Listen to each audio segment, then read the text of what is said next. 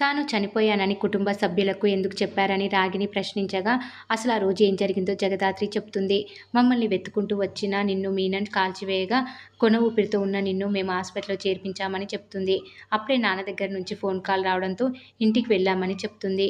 మీనన్ నిన్ను కాల్చడానికి ముందే ఇంటికి వెళ్ళాడని, సీఎంను చంపిన విషయంపై మామయ్య దాచిపెట్టిన ఆధారాలు నీ దగ్గర ఉన్నాయని వాటిని తనకివ్వాలని మీనన్ గొడవ చేసి నాన్నను కొట్టడమే కాక తుపాకీతో బెదిరించాడని చెప్తుంది. ఆ సీడీ తనకివ్వకపోతే అందరినీ చంపేస్తానని చెప్పడంతో ఇంట్లో ఉన్న అందరూ హడలిపోయారని చెప్తుంది. ఆ తర్వాత నేను హాస్పిటల్కి వచ్చేసరికి నువ్వు కోమాలోకి వెళ్ళిపోయావని అంటుంది. కోమలో ఉన్న నిన్ను కాపాడుకోవడం కష్టమని అనుకున్నామంటుంది. పైగా నువ్వు బతికే ఉన్నావని తెలిస్తే మీనన్ నీ కోసం వెతకడమే కాక ఇంట్లో వాళ్ళని కూడా ఇబ్బంది పెడతాడని భావించే నువ్వు చనిపోయినట్టు డాక్టర్లతో అబద్ధం చెప్పించామని చెప్తుంది జగదాత్రి. నీలాగే ఉన్న ఓ అనాథ శవానికి ప్లాస్టిక్ సర్జరీ చేయించి నువ్వు చనిపోయినట్లు అందరినీ నమ్మించామని వివరిస్తుంది. నా ప్రాణాలు కాపాడుకోవడానికి నువ్వు ఇన్ని ఇబ్బందులు పడ్డావా అమ్మా అని రాగిని జగదాత్రిని చూసి కన్నీళ్లు పెట్టుకుంటూ ఉంటుంది.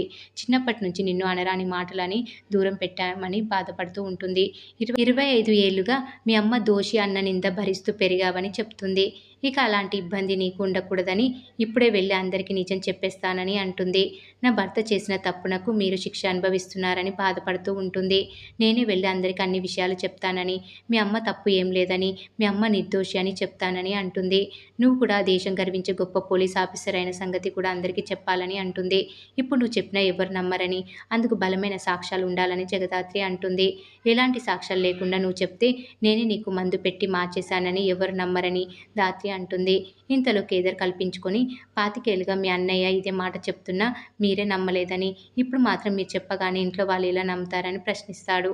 పైగా మీరు బతికే ఉన్నారన్న సంగతి మీనన్కు తెలిస్తే మళ్ళీ ఇబ్బందులు తప్పవని హెచ్చరిస్తారు.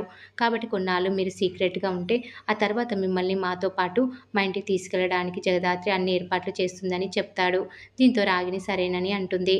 హాస్పిటల్ నుంచి వాళ్ళ అత్తయ్యను డిశ్చార్జ్ చేసిన తర్వాత జయరాత్రి ఆమెను ఓ సీక్రెట్ ప్లేస్లో ఉంచుతుంది. చుట్టూ ప్రైవేట్ సెక్యూరిటీ నుంచి ఆమెను రక్షించుకుంటూ ఉంటుంది. ఇక్కడే కొన్నాళ్ళు రెస్ట్ తీసుకుంటుంటే నేను వచ్చి తీసుకెళ్తానని చెప్పి జగదాత్రి కేదార్ వెళ్ళిపోతారు. మరి ఏం జరగబోతుంది అనేది రాబోయే ఎపిసోడ్లో తెలుసుకుందాం.